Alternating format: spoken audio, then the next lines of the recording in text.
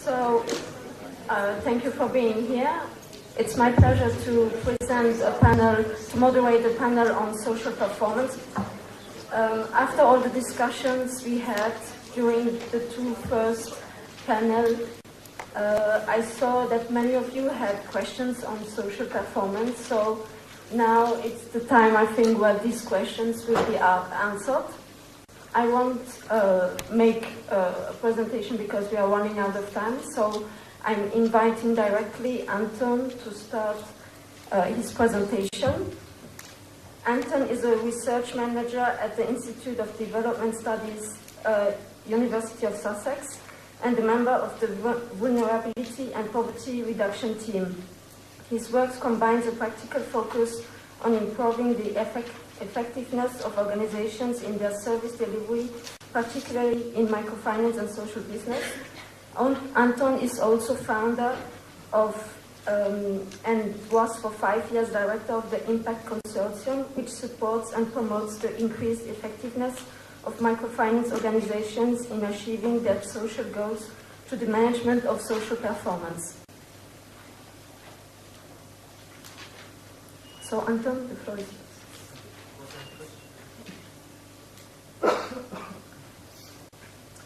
Good afternoon, everybody. I'm going to shift the focus a little bit and start talking about clients. It's interesting, sort of as I've been working in microfinance for a long time now, and in a way I've stopped going to conferences because I can't afford the fees.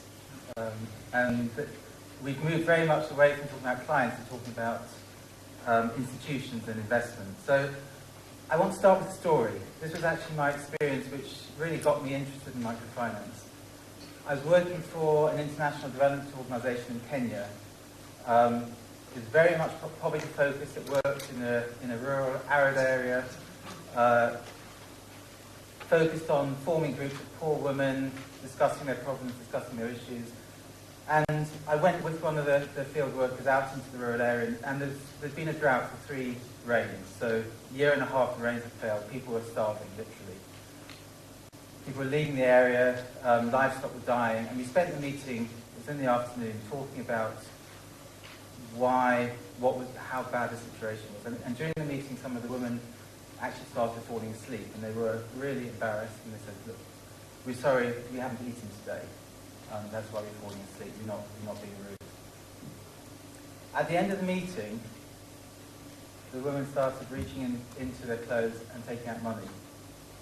And they took this money, put it together, handed it to the field agent, wrote it in his book, stuck his helmet on, jumped on his motorbike ready to leave. And I said, hang on a second, what's going on here? You're talking to starving women and they're giving you money. And he said, no, don't worry. It's their repayment for their loans. 100% repayment, there's no problem, don't worry. And I said, well, can we just go back and talk to these women?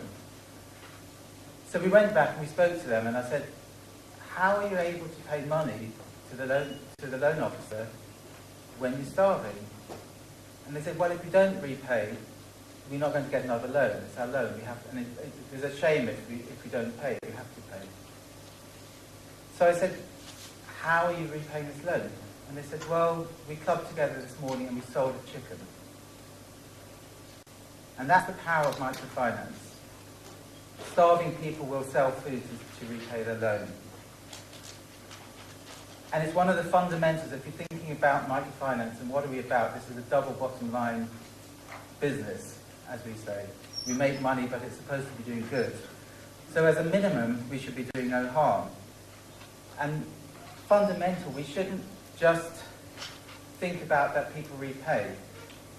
We need to think about how they repay the loan, and we need to care about that. And that's really what I want to talk about today. When we're talking about social performance, it's really about the clients, it's really about what's happening in their lives, and how microfinance organisations have the potential to provide services that do make a difference. And I'm passionate about microfinance. I've been working in microfinance now for 14 years or so. I've seen the difference it can make. But one of the messages that I've been trying to communicate for a long time now is that not all microfinance is the same. There's a real problem that people assume microfinance does good. And fortunately now, We're starting to hear the backlash. We're starting to hear that not all microfinance does do good. And there's a real opportunity now to actually start thinking about how do we make microfinance effective? Because it's what you do, it's the details that make the difference. So what I want to talk about now is basically three things that MFIs can do to make a difference. The first is think about outreach. Who are your clients? Who do MFIs reach? So we hear a lot about mission drift. We hear a lot about MFIs not reaching very poor people. We hear a lot about the 80% of the market that's underserved, but organisations are not serving all of those people. The key thing for me is not who do you serve, but who do you not serve? Who is not reached by an organisation who could usefully use those services? And this isn't just about social performance, it's actually about financial performance, because we find a huge concentration of organisations fighting over a very small percentage of the market. And what we find is as organisations actually think beyond those urban, peri-urban people with a business and start thinking about, let's go into the rural areas, let's think about people who don't have a business, let's think about understanding why people don't come forward and trying to overcome those barriers, things open up hugely. So this graph shows the experience of the Small Enterprise Foundation in Seth, which started off trying to target poor people.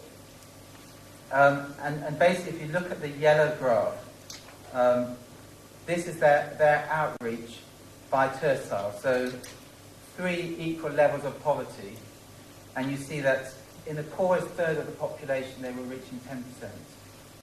In the richest third of the population, they were reaching almost 50%. And that is typical of MFIs. Most MFIs serve those people somewhere around the poverty line, a little bit above, a little bit below.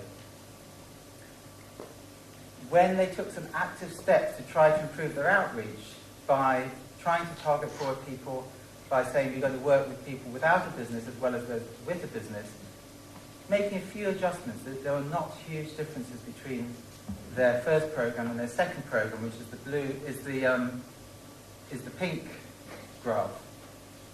They saw a dramatic change in their outreach. Suddenly, instead of reaching 10% of the poorest third, they're reaching 50% of the poorest third. So that's the first message. There are huge numbers of people excluded from microfinance who could usefully use it. And there are some very simple, effective, practical things MFIs can do to deepen their outreach. The reason they haven't is it's easier to serve those people who live near the town. It's easier to serve those people who, with existing incomes, who can repay the loans. But as microfinance becomes more competitive, as we think about social performance, there's a massive challenge to reach out to those people that we're not reaching.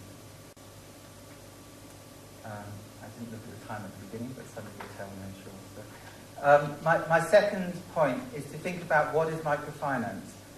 How do MFIs adapt, develop a strategy, products and services that really add value to clients' lives? So what's microfinance? Is it access to finance? Or is it something more than access? We're hearing a lot now in microfinance about access. So the emphasis of the majority of the industry is to provide people with access to financial services. Maybe, yes, services that meet people's needs, maybe accessible services, but it's very much focusing on the access. And what I want to ask is, what is it that microfinance does that actually creates value, that creates benefits for people? And if we can get that at the core of what MFIs do, we're actually going to make a difference. And my point is that not enough microfinance really focuses on thinking through what is it that they do. So the first thing they do, they help people invest in an economic opportunity. They help people invest in a business. That's one function of microfinance. It's the one we hear most about, a loan for business. But if we think about that as the objective, what do we need to do? Well, to help people succeed in a business is not just about giving a loan. It might be about providing training. It might be about providing marketing. It might be about providing access to high-value services. So there's a huge range of things MFIs can do to help people succeed in businesses, if that is their objective, to help people invest in a business. What else does microfinance do? Well, one of the key points about microfinance, and here I talk about finance, not just credit, is it helps people manage their money. One of the biggest problems for people, all people, not just poor people, is they don't have the large amounts of money that they need for things which they know are coming along in their lives, whether it's school fees, whether it's funerals, whether it's marriages, whether it's buying 20 kilos of maize rather than buying a small pot, which is much more expensive. There's all sorts of ways that people need larger amounts of money to manage their money. And MFI is providing, microfinance by providing access to savings, remittances, credit, helps people get that money. So, if that's the objective of a microfinance organisation, how do you do it? You don't just give credit for business. You help people mobilise their savings. You help people access remittances. You help people with the financial skills to think about managing their money. You provide the flexibility and the access to their credit and savings that means people have the money at the right time for what they need. One of the typical stories we hear is clients applying for a loan because they want to invest for Christmas, because business is good around Christmas. Well, instead of getting the loan at Christmas, they get the loan in January. January is the time when nobody has any money, when the school fees are due, and there's a real pressure on money. So straight away we see a lot of organisations not matching up the services to people's needs. What else does microfinance do? Well as needing money for those anticipated needs, people need money for unexpected needs. One of the biggest potential benefits of microfinance is to help people cope with emergencies. We see so often that poverty is not just about being poor, that people haven't been poor for generations, that people become poor because something happens to them. And we see this continuous thing that people are rising up, they're struggling, things are going up, and they get knocked down again. I can't remember the Greek person who's pushing the boulder to the top of the hill, and it always rolls down again. And that's poverty, that's the situation people experience. So if you help people build savings, if you help people build social networks, if you help people build skills, all of those things can help people deal with those emergencies when they happen. So one of the key things MFI should be doing, if they're not doing enough, is helping people deal with problems. One of the big things I often talk about when I do trainings, I have a debate about zero tolerance. And one of the big things in microfinance is the idea of zero tolerance of late repayments. Again, it's the institutional focus rather than the client focus. So you talk to any loan officer, or probably most loan officers, and they will say, we have to get the money back. We don't care how it comes back. The group sort it out. Don't worry, the group sort it out. I've been to MFIs where they lock the door in a meeting, 4 hours, 5 hours, 6 hours, waiting for the 100% repayment while the clients go off into the village to try and find the money. Zero tolerance. How do they find the money? They go to moneylender, they sell their assets. And what's causing it is not, one of the things a lot of MFIs say is that there's no bad clients, there's just bad organisations. And what happens is clients experience death, illness, robbery, fire, all of these things which the poorer you are, the more likely it's going to happen to you. And MFIs are inflexible. They don't allow flexibility around the reality of people's lives. But if we respond to that flexibly, like Grameen Bank has done with the new Grameen 2 methodology, if we provide savings, if we provide insurance, if we understand the client's perspective, we can build services that really will make a difference and help people not fall back into poverty. So what else? Consumption. That's another smoothing need that people have. I'm concluding, yes. So beyond the access to services, what else does microfinance do? Particularly when it's delivered through groups, it can be empowering. We talk about building social capital, building connections between people. But it can also be coercive. Going back to this idea of let the client sort it out. I was in Kenya last week, and there was a very scary example from one of the MFIs I was training on this. where they talked about the clients in a group demolishing the house of another client who hadn't been paid. That's coercion. And there's a real difference.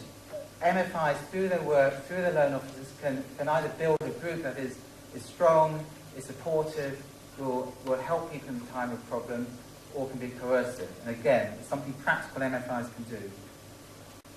The other thing microfinance can do is a platform. We have access to millions and millions of the poorest, some of the poorest people in the world.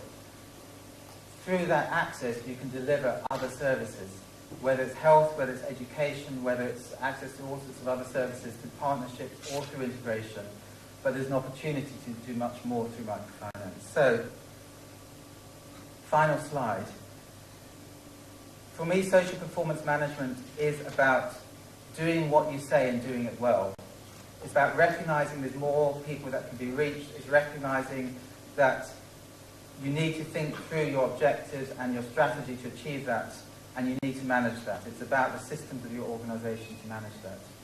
So if people want more information, the Impact Consortium has been working on these issues for the last 10 years or so, and there's a huge amount of resources available. So please visit our website. Thanks.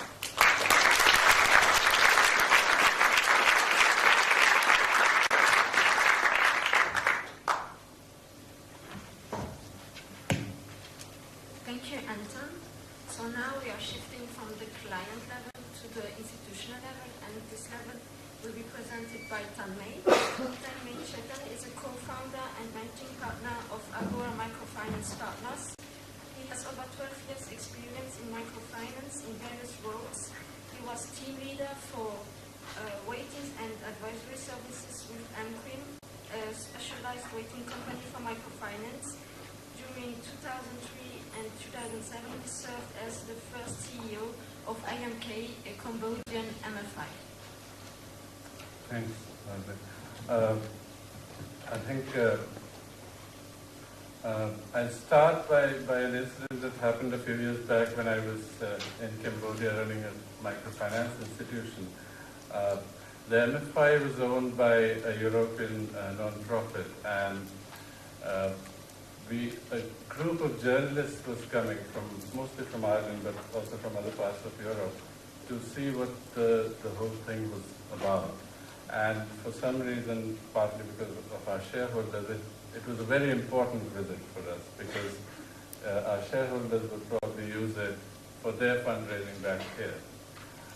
So I had a group of about 15 journalists, very high-powered top journalists from newspapers and televisions, and as soon as they walked into our office and sat down with them, the first question they asked was, so what's the interest rate that you charge? And I told them that I was not going to answer that on our first meeting. They had to spend the week and understand the operations, and then I'll be happy to answer them all the questions. And I relate this experience because sometimes when we talk about the social objectives and social performance, I wonder whether it's primarily the rich feeling bad about the high interest being charged and other aspects of microfinance in the developing world with the poor. Is there more to this, or is it something that MIVs and donors and funders will push down into MFIs, and MFIs will do it because they have to do it to get the money? And therefore, what I'll talk about is the business case for social performance. Again, drawing from my experience in Cambodia, where we tried and implemented a system, also in partnership with Anton at that time, at AMK in Cambodia, and that we are now working on as Agora to adapt it and take it wider. I'll start with the basic fundamental of our business, which is all about risks. And I think all of us will agree that if the risks for clients are increased by the operations of an MFI, it won't in the long run be helpful for the MFI either, because it banks on the stability in the lives of its clients. And you would often see, and I think Anthony, you alluded to it, that a lot of the stuff that comes out as our concern out of what's happening in India and elsewhere can actually be attributed to MFIs not paying enough attention to the risks of their clients, either in search of short-term, very high growth or profit motives, or in terms of very standardized, rigid systems that are not listening to their clients. So the bottom line remains that to understand clients well would be a prerequisite for being able to have any impact on the risks in the lives of the client. And if that does not happen, whether it's MIVs or MFIs or donors, everyone would be at risk at some point or the other. Some of you would have seen this probably more than enough times. There is a framework around social performance that has broadly been agreed by the industry. And what we did at AMK was nothing out of the ordinary. We looked at the framework and we tried to fit it, or in a way package our work into this framework so that it was easier to communicate with, mostly with the outside world, but also within the organization. The methodology that AMK uses now and that we are working on at Agora, the methodology is not unique. There is some devil in the details. The approaches are different than what are usually seen. But the main focus is on having a system that is usable and is valued by the management of the MFIs, so that it does not just become a reporting system for funders or researchers or donors. So if the system is not creating value for the management, it will not be a worthwhile system to invest in. And within that framework, we look at the principal things that we look at, of course, are whether the MFI is reaching the clientele it wants to reach, so in terms of outreach. But most important is the product and methodology aspect of it. And I think you would probably agree, and some speakers have mentioned this, that all microfinance is not the same. And how the products and methodologies interact with the clients will determine what's happening in the lives of the clients, whether your work is having any impact or not. So we place the client at the center of this system and try to create a system which has a constant feedback mechanism with the client so that products can respond to what the people want. In terms of structure, we have, if we treat social performance as an important part of, or as an integral part of this organization, you need to create some structure around it. So just at the board level, just as an MFI would have an audit committee, we'll have a social performance committee. The collection of data is quite different than most other SPM systems in that it is almost like an audit function. There's a separate team that goes out into the field and does the data collection. We do have a strong opinion on the fact that if data collection is housed with the client officer who is also making the loans, there is too much of a conflict of interest and too much of a self-selection bias risk in this. So what the system does is, of course, provide high-quality data. It does provide information on clients' relative and absolute poverty levels on entry, and then one can actually track it over time and see what's happening with the client.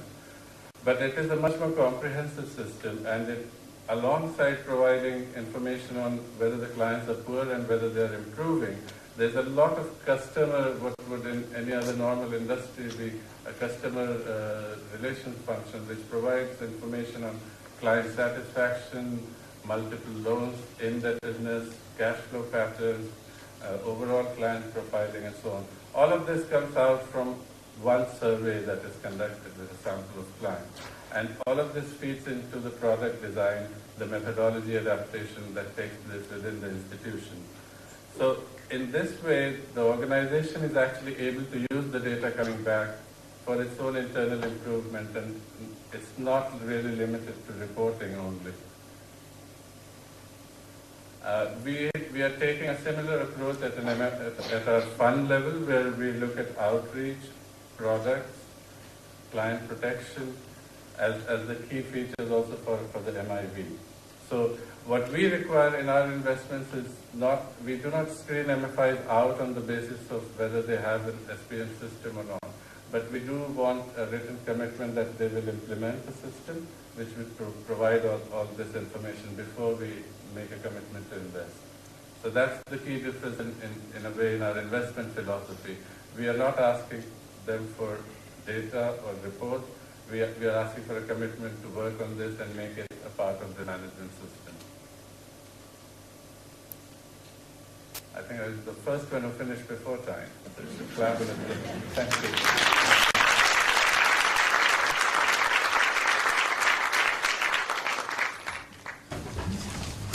Thank you very much, Hanley.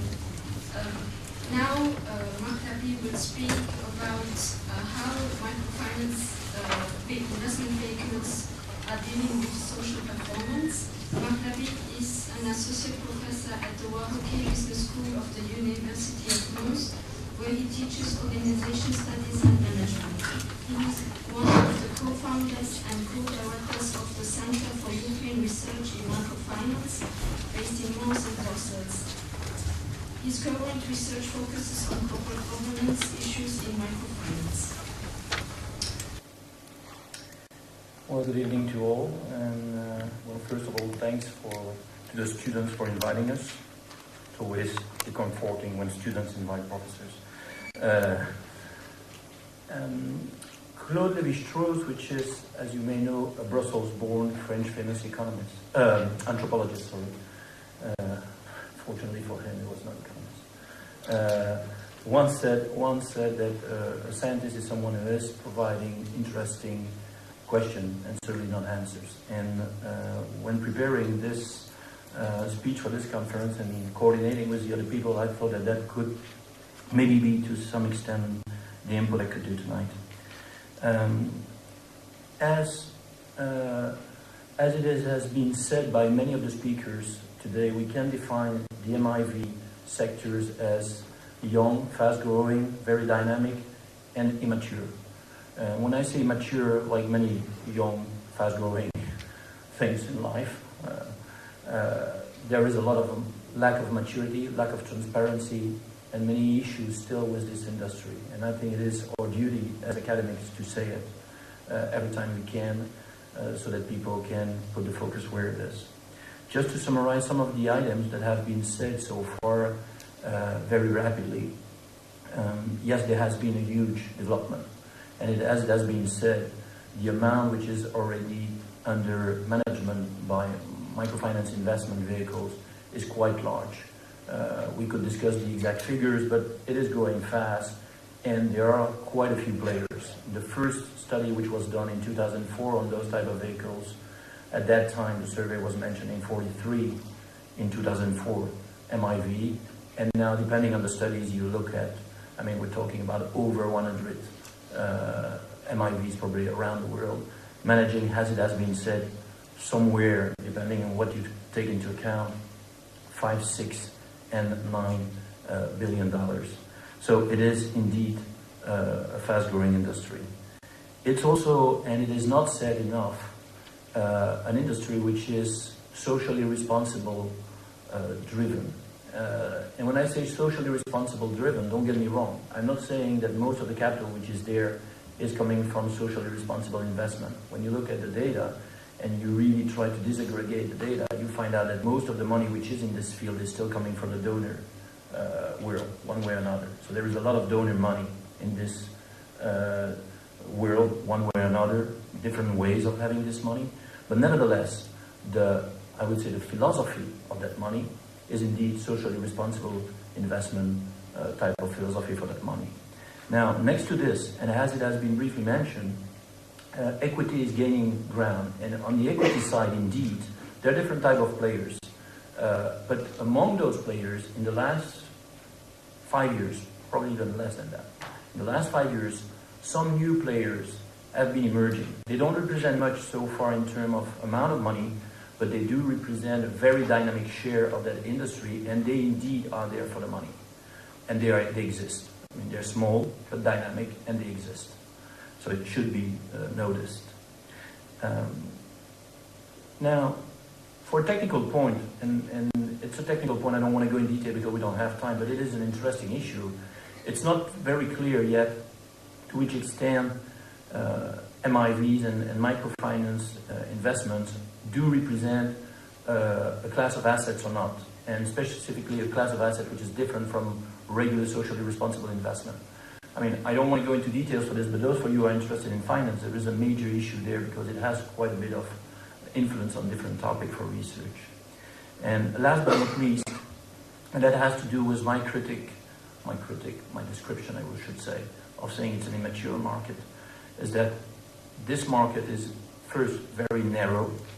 I mean, you've got a few hundred clients. The research which has been commented previously by Ada gave a number of a bit over 500. I mean, we can discuss if it's 500, 200, 700, but a few hundred clients for over 100. So you've got over 100 suppliers for a few hundreds clients. I mean, this is obviously not a normal situation for this type of financial market. And in a normal market, you would have some concentration going on. And for different reasons, even though there has been the very few sign of one or two specific deals, on the whole, we cannot say that we see anything coming as in terms of having a real concentration trend in that in that sector. And this is important. This is important why? Well, because this market is illiquid. It is already illiquid. I mean, the deals are done and you don't exactly know how they're done most of the time. They're of course not done most of the time through the markets. They're done with products and portfolio that still carry foreign exchange risk to some extent, and that in many cases translate those foreign exchange risks directly to the MFI, improperly hedging them or insufficiently hedging them, or not explaining them sufficiently what is the importance of that risk. It is also an industry which in many of those funds, because you have to realize that as it has been said, you've got a few players, so you've got over 100 players, you've got a few players who have under management amount between 500 million and a billion. So once you take away those few very big players, you've got a whole bunch of much tinier players. Those much tinier players, in many cases, don't have the means, the technical skills, and the type of surface financially that you need in order to properly assess country risk and institutional risk. And therefore, the way those risks are assessed is problematic in some cases. Yeah, I'll be there, don't worry. So that gets us to the question I promised. And the question I promised is very simple. At the beginning, MIVs were perceived as socially responsible investors by definition, because microfinance by definition are the good guys. And of course that has changed over the last few years because there have been different things that have been discussed, and people have understood that there are different types of microfinance, there are different types of microfinance institutions, and there are different issues in microfinance. And therefore, different business model with different priorities, some more social, some less social. And so, of course, we cannot say now that just because it's microfinance it's social anymore. And it's a good news. It's a good news because it is a step towards maturity.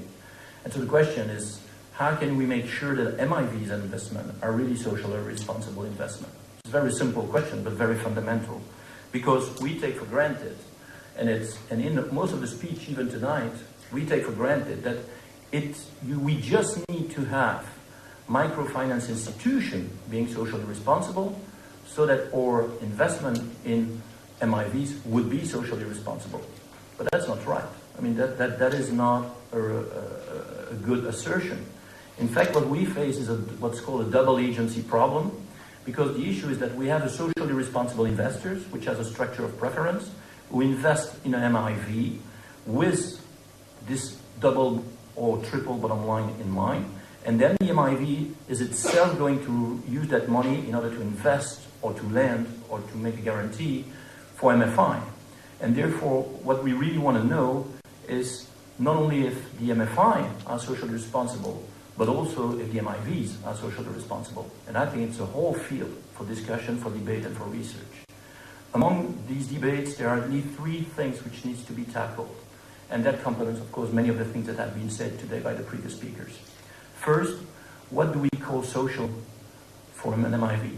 I mean, it has been mentioned by one of the previous speakers, a return on equity of 12. And I'm not criticizing a return of equity on 12. On the research that I did, and which, I mean, that part at least is not confidential. I did interview major fund managers of major funds around the world in my microfinance, and they give you on equity figures which goes as low as 4% and as high as 30%. Depends who you're talking with. So the issue is that indeed we can discuss, but at least it would be interesting to know what is the benchmark for socially responsible investment in equity in microfinance. What is social? Is it 12? Is it 5? Is it 30? I mean, I don't have an answer, but it is certainly a question that deserves to be debated because it has a lot of consequence on the way governance, management will be implemented in those institutions. Second, and I won't discuss this because we don't have much time, but the type of tools that were presented by the previous speakers and that indeed do represent the core of the thinking so far in socially responsible action as obviously needs to be adapted if we want to use it for MIVs. I mean, because it has not been done for this. It is already not totally standardized and functional when we talk of MFIs, but it is certainly not totally adapted for MIVs. And last but not least, and this is a much more complicated and much more fundamental issue that will interest mainly those among us which have some mathematical love and skills. There is an issue of aggregation. It looks like a technical issue, but it has a great impact on all the work we've been doing about this. Why? People tell you that this industry is double bottom line or triple bottom line if you include environment.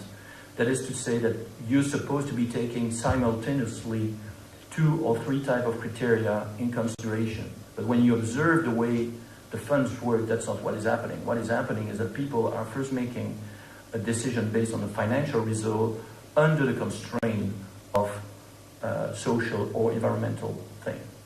And they do it by using a whole bunch of criteria. When you do look at all those tools that I am not describing on the previous point, it's a very, very multi-criteria type of screening which is being done. And of course, when you analyze the way people do their work, it's not like if you could just make an average or weighted average. And most of those systems are just working with average, weighted average. And from a pure mathematical point of view, it just doesn't make any sense. And so there is a huge issue of fundamental research to be applied, is how do you aggregate the information about the preference, about all those criteria, in order to make a model which is robust enough so that when you actually apply it, you can find the result that you get at the end of deciding to invest or you don't invest.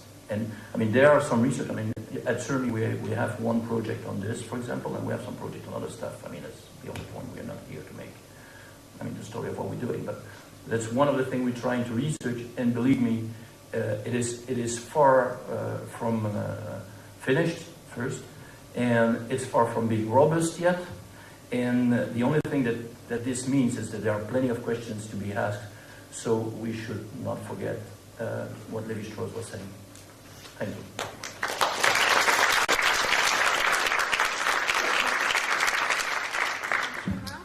So last but not least, Alessandra Lustrati will show us the point of view of a development agency.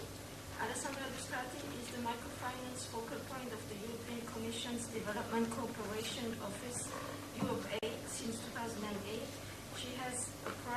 She's a private sector development specialist, and she has an extensive field experience in microfinance with over 10 years of working in sub-Saharan Africa and Middle East countries. So thank you very much, and good afternoon to everybody. I'll try to be brief. I can imagine that people are very tired at this stage. And on top of that, now you have to listen to the European Commission. Sounds very dry and boring, isn't it? I'll try not to make it too difficult for you. I would like, well, on behalf of the European Commission, I have to, of course, thank the organizers of this conference, and especially the students, of course. And also as an LSE alumna, I have to say that it is a great emotion for me to be here, and it's always a great inspiration to come back to this school, and an honor to be talking to you. Okay, so I'll get on with it.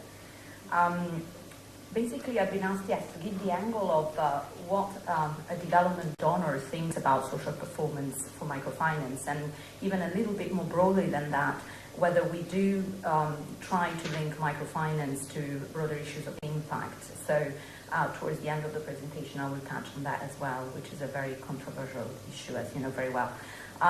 First of all, for us, obviously, microfinance has to link up to our development objectives, and we tend to see it through two different lenses, the economic development objectives and the social development ones. So as you see listed there, quite a number of different financial products that might respond to the needs, not just of micro-entrepreneurs and smallholders. We know this is very important, but there are also many challenges in relation of how much microfinance manages to be effective in that, but that's nevertheless one of our main focuses. But then for the social development side, we find that microfinance anyway, in general, has a value per se for the sheer fact of expanding financial inclusion and trying to bank poor and underserved households. And again, also there are many challenges, whether it does that well or not, that's also the issue. So social and development, social and economic development objectives that try to coexist.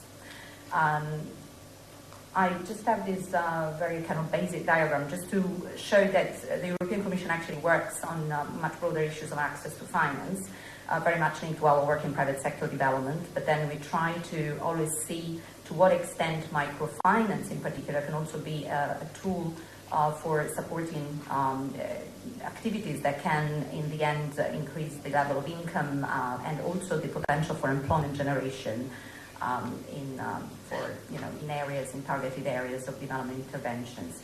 So you can see the overlap there for us is really the financial services that address the needs of poor marginal MSMEs and or MSCs, I should say, and smallholders.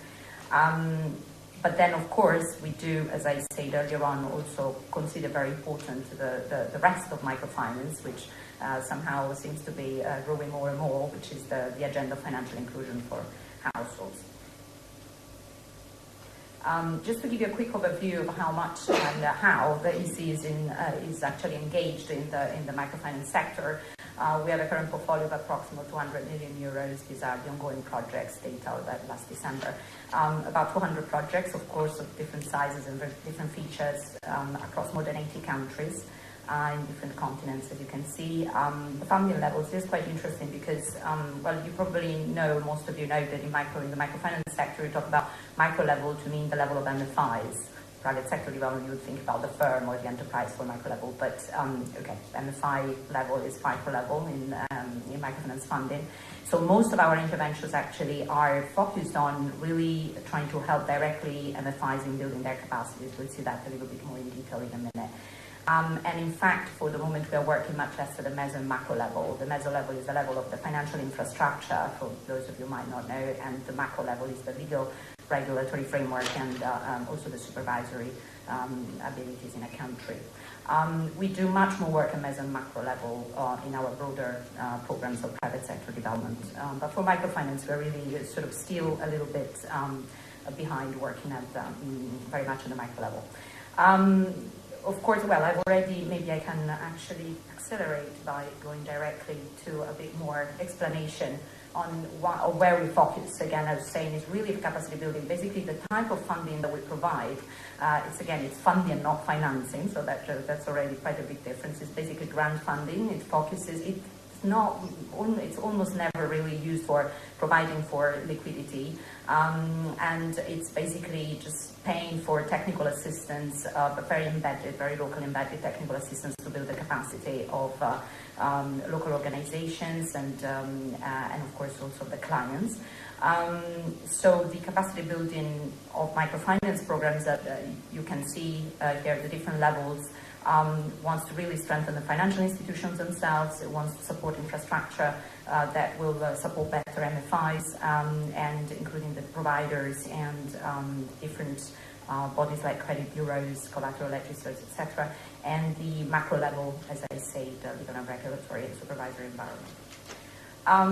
But then you will be wondering, this all looks so nice and neat, but how do you look at performance?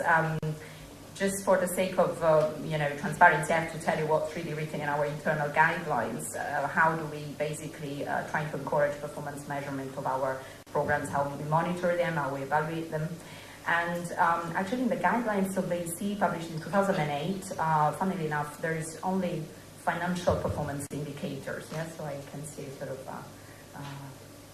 some kind of puzzle books. Why only financial performance indicators? Actually, it's really because the social performance indicators so far, we consider them extremely important, and we actually encourage the systematic mainstreaming of these indicators throughout our different programs. And we do make a very clear reference, for instance, to the work of the Social Performance Task Force. You might have heard about this, and some of my colleagues are even more directly involved in this type of work. But basically, so far, really the areas in which we have more systematically focused in measuring performance has been the measurement of outreach. As you can see, the breadth and the depth of outreach. Well, breadth would just be, just to look at how much really you are covering and to look at issues of scale, but it's really the depth that tells you a little bit more about whether you are really targeting around or above or below the poverty line. Then we focus on basically, more financial and economic indicators, portfolio quality, efficiency, and sustainability. But again, I would like to stress that despite these, the social performance indicators are not written black and white in all our sort of guidelines that are underline our, the different calls for proposals or designing them. Nevertheless, for us, this is a very big issue. And in fact, it goes beyond social performance because we are supposed to actually always look at whether microfinance makes sense within our broader development and interventions as well. In a nutshell, basically for us, microfinance is one of the possible tools of poverty reduction.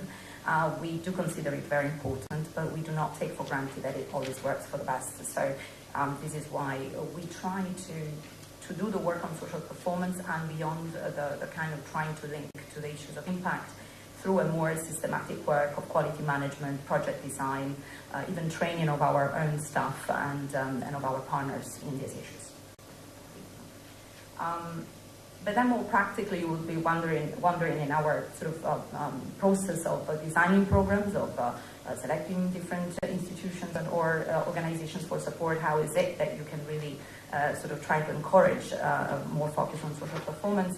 Well, one way is obviously selecting for support those MFIs that plan and act, and I would sort of underline the word act as a social businesses. I fully agree with the challenges that have been indicated by various by various colleagues in terms of how actually tricky it is to measure them and to verify that both financial and social bottom lines are coexisting, and we do agree with those challenges. We focus on building capacities of MFIs to improve their strategy systems, technical and operational skills, so that they can better reach out to the poor, that they can implement the so-called client protection principles that some of you might be familiar with, and to offer products and services tailored to client needs. This brings me back really to the issue that we are very much focused on trying to link all this microfinance to various forms of productive support to productive activities. So if you want, we look at a niche in the sector, but it's very important for us.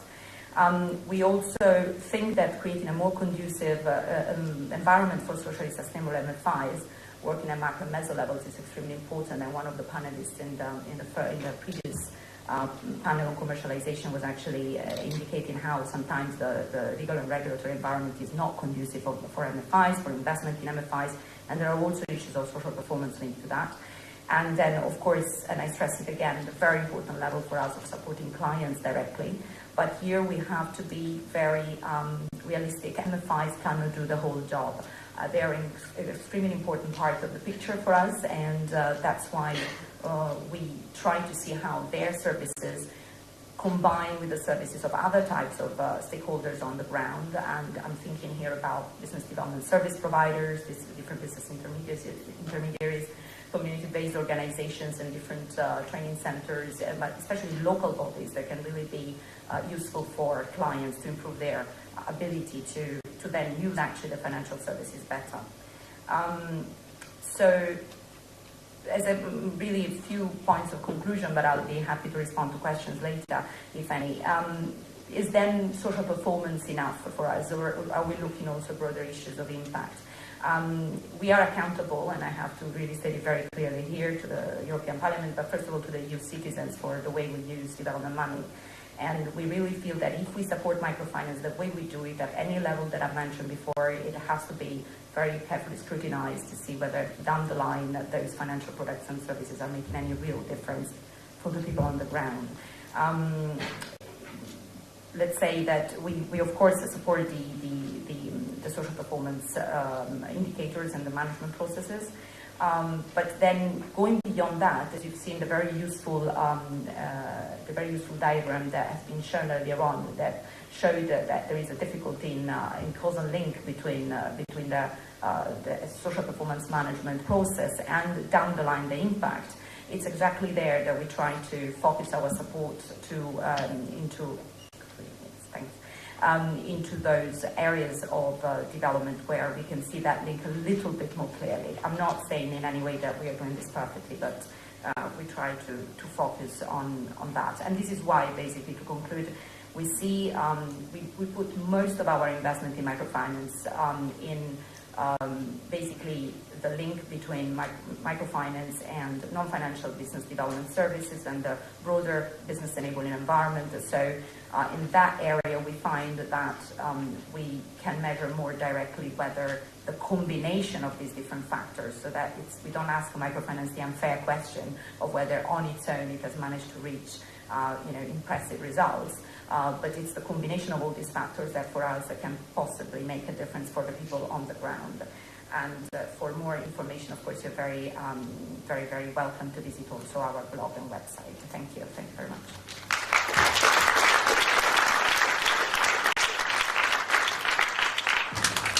Thank you, Alessandra. I think we have more or less 5 minutes for questions and answers. So we can take one or two questions.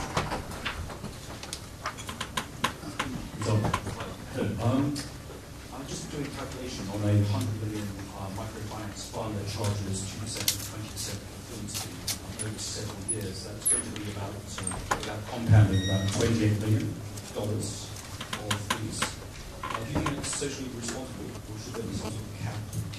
And also, do you think that you can actually implement a audited social performance index in terms of measurements and possibly offering a mechanism if they are not producing social direct responsible results? Any other questions? Yes, for Mr. Chetan, how do you or the advertisers you work with actually use SPN data that you collect? The last question? Yeah, so I feel like there have been 3 things that have been missing. That's the 3 Ds. That's displacement, disempowerment, and deindustrialization. You have displacement because if you do your impact assessments, you have to take consideration the broader context, like how your entrepreneurs, when you fund them, because it seems like you have metrics of how successful these entrepreneurs are. But you don't necessarily analyze the broader context of how other people that don't necessarily are non-clients, maybe their businesses are negatively impacted. And then the other issue with deindustrialization is the fact that we have all this capital going into microfinance, and if you allocate funds to, let's say, microfinance institutions, which are supposedly highly profitable, you take away funding from your SME sector, in which your small and medium-sized enterprises are not able to get as much capital as they were before. And so you have a shifting of focus. And then also with disempowerment, the fact that there seems to be an equivocation between empowerment equals owning a business or running your own enterprise, whereas we've seen that really the best social progress has been through political movements such as labor unions, which work with wages or have a political voice. So how do you account for these with regard to your social metrics or social performance?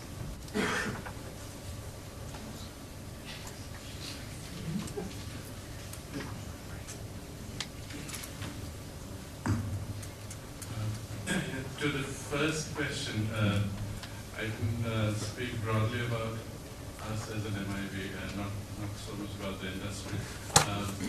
When you say a €100 million fund, you're looking at between 10 and 15 investments, which is managed, of course, by the fund manager through its presence on the board and its involvement in the strategy, etc. In our case, we usually take significant stakes in the early stage. So the actual management of the investments is a lot more intensive. So without going into percentages, there is a cost of managing the investments, and that needs to be borne out from the fee. To your question on the use of it, I think on one of the slides I was trying to emphasize the fact that this was not created by us and put into an MFI. This was created by an MFI for its own use, and this is what we are trying to build upon now. So it was created out of their own view of what would be most useful to them. I'm not sure I understood the last question very clearly, but I thought it was more in the impact space, so I can leave it there. Let me just make a few comments on the last question. In some ways it comes back to Malcolm's point about Walmart. I mean, maybe we can, would Walmart care about any of those things? Probably not. Should MFIs care about those things? Yes, I would say. And I think it comes back to my point about not enough emphasis in microfinance about thinking through what is microfinance actually doing. And it's not just, and social performance management is about being deliberate. And I would say it's not just being about deliberate in what you're trying to do, but actually being cognizant of things that the byproducts, the side effects of what you're doing. So I mean, I think all of those points certainly make sense and are things that MFIs might usefully think about. Whether they are equipped to do so, probably not. So maybe it needs some input from other people to actually support MFIs and doing some research to think about those things. But just the last thing about the disempowerment. There's been a shift in microfinance. I mean, a lot of the early organisations engaging in microfinance were a lot more political. There was a very strong empowerment dimension to microfinance, and there was a lot more focus on using the mobilisation of microfinance to do more than just provide access to money. And there certainly has been a shift away from that. So, yeah, I think good points. I'll